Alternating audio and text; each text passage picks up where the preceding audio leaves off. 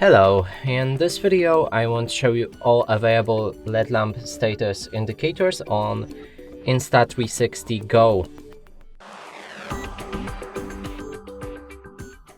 And to do this we'll need to take a look on the instructions, and let me zoom in for that. Now right here we have a status indicator solid white, and that means your camera is in the standby mode. Solid red means charging when camera is off, indicator off, fully charged when camera is off, and blue light rapidly flashes 3 times. That means there's not enough storage.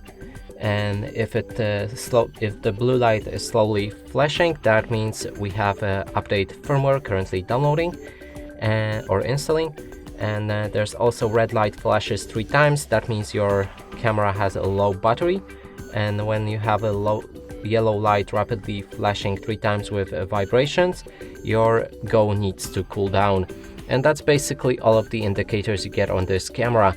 And that's it for this video. Hope you like it. Please consider subscribing to our channel, leave a like and a comment below.